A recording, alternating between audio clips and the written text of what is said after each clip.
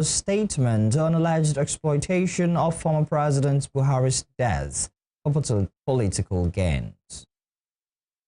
Human rights lawyer Femi Falana urges Edo State Governor Monday Okpebholo to withdraw threats against Peter Obi as well as aid issues denial. President Bola Tinubu visits Ijebuland to attend the 8-day prayer of the late Awujale Oba Sikiru Adetono.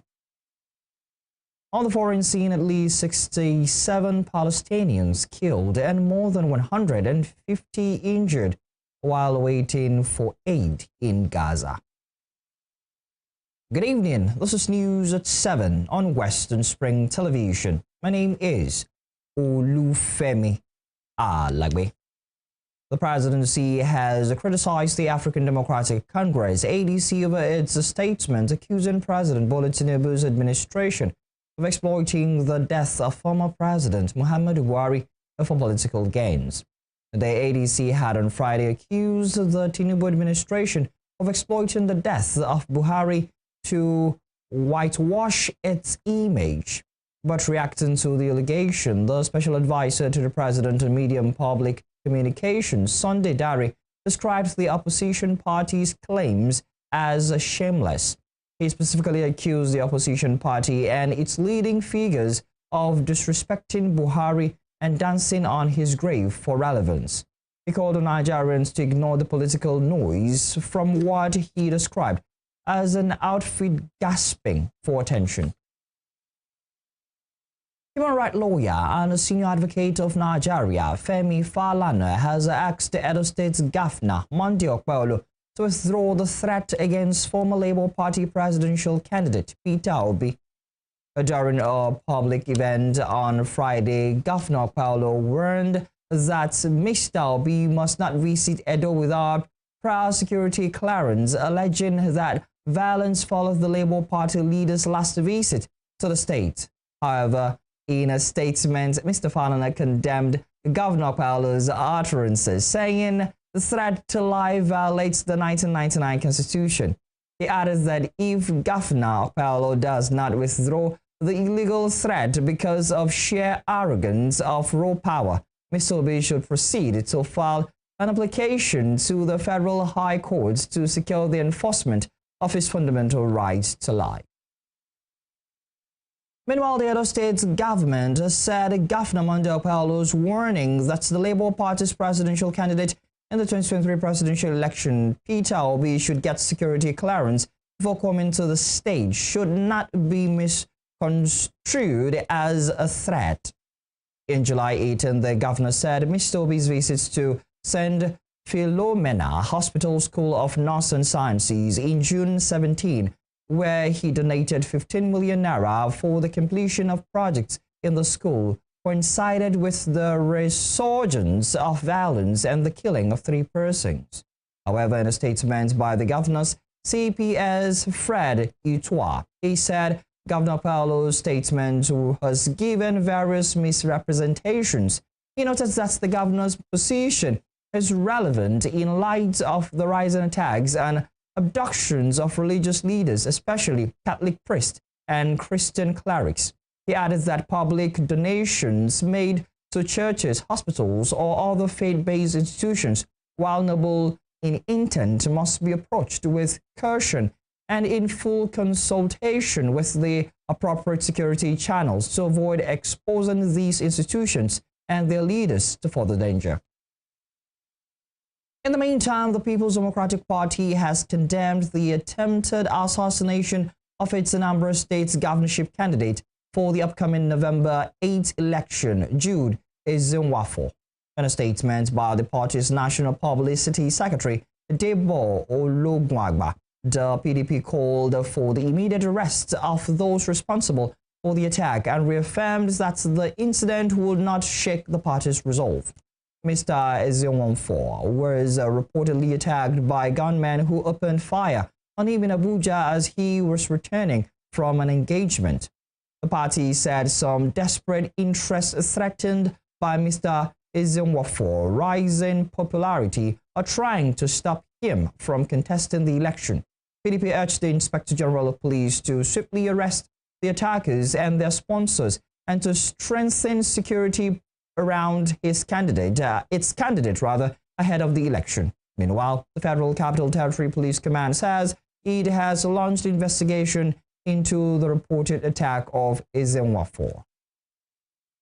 Talking health, malaria in Africa continues to be a significant public health challenge, with the WHO African region bearing the brunt of the global burden.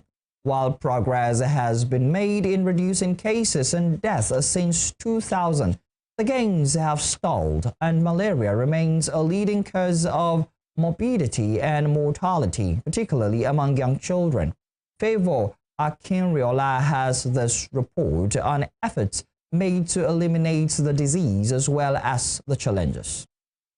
Malaria remains a significant public health concern globally, especially in Africa, though recent advancements in vaccine development and genotype research are offering new hope in 2025 and beyond. Research have proven that individuals with the sickle cell trait, genotype AS, have a degree of protection against severe malaria compared to those with the normal AA genotype. Individuals with the homozygous sickle cell genotype SS are highly susceptible to malaria. However, Dr. Olufemi Oroge, Program Manager for Osun State Malaria Elimination Program, says young children and pregnant women are at greater risk, noting that citizens must take preventive measures irrespective of their genotype. Interestingly and historically, it is suggested that the S gene itself is a kind of evolutionary adaptation to malaria. So the S gene evolved over years like a response to malaria endemicity. So where you have malaria prevalent malaria has been with us for thousands of years, you know. So it appears as if the genotype evolved to be able to cope with malaria. So you have people with AS perhaps coping a little better than others. Unfortunately, when you have the two genes being combined, the two S genes, what we can now call homozygous S genes coming together as SS, they don't fare very well with malaria. So they fare worse, because once they come under the pressure from the infection, the cells sickle and then leads to crisis. A malaria vaccine called R21 Matrix M has also shown 77% efficacy in preventing malaria in children, according to a study published by the University of Oxford. This is potentially a major breakthrough in the fight against the disease, with the World Health Organization providing critical updates on vaccine efficacy, resistance, and innovative technologies. But there are still some challenges in eliminating malaria disease. Dr. Oroge, who stated that one cannot get malaria if not bitten by the female Anopheles mosquitoes, pointed to the issues around climate and environment. Okay, so elimination is a big deal. Yes, some countries have succeeded in eliminating malaria. There has been process over the years. The global malaria eradication campaign in the early 50s saw several countries eliminating malaria. But it takes a concerted effort. It's a lot of work. Some climates may find it easier because the weather supports the breeding, maturation of the parasite. It's a lot of complex process, but our environmental conditions seem to support that a lot. You have water in abundance. You have the temperature that supports the maturation and transmission of the parasite. You have abundant rainfall. You have vegetation that supports. So everything seems to support the perpetual transmission of malaria in this environment. So you probably need to do a lot more to overcome it. So you have the challenge of that on one side. Then you have the tools that are required to be able to do that. You have the tools that are required. Do we have enough tools? So we are maturing the process of adapting the tools that we have. Theoretically, there are things that we have that can work, like the mosquito net. If 80% of us sleep inside mosquito net regularly, we could probably go a long way to eliminating malaria. But is that feasible? The medical expert also says malaria affects a country's productivity, adding that children under 5 have low immunity. In this environment, we feel malaria is ordinary. We feel it's normal. we feel it's not a big deal. But it is, because when you look at those who are affected, it affects productivity, it affects the economy. Then in children under 5, they've not had immunity like we have. So they are more likely to die from malaria, and a lot of them are dying from malaria. So what WHO has done is to provide the guidelines, ensure that the stakeholders, the experts are convened from time to time.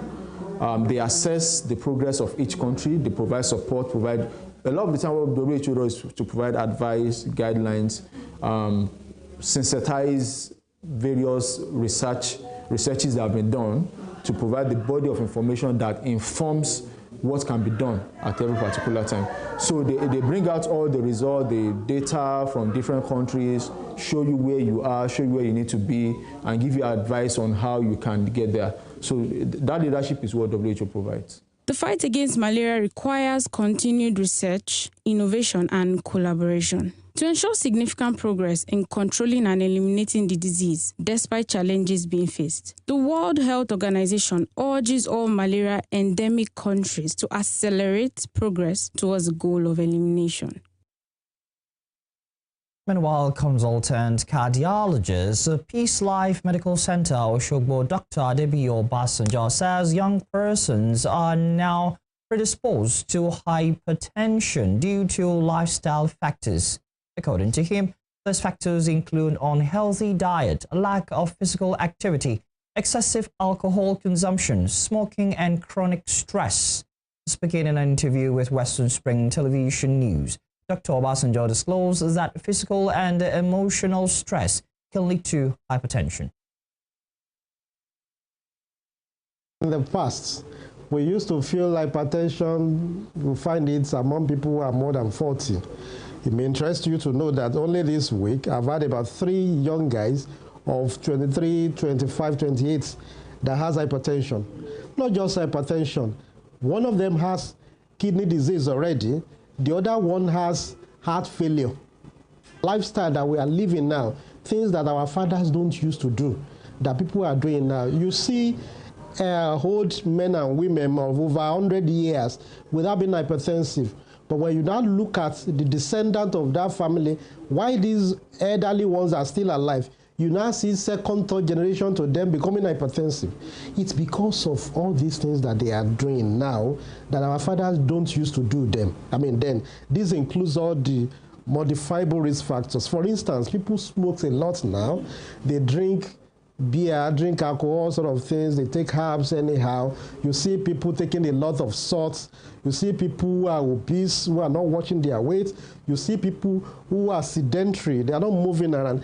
In fact, some are not really sedentary, but they have physical inactivity. These are people, the CEOs, you understand, the general managers, because most of what they do is mental work. Okay, they sit down on their table and they monitor what is happening, checking all the files. They rarely have time to move around. That's physical inactivities. You understand? A lot of people smoke all sort of things now, even beyond the cigarette. Okay, in town, you know what those guys call it, all those bad names that they smoke. All of these are predisposing them to the issue of hypertension. People take, you know, processed food nowadays. Okay.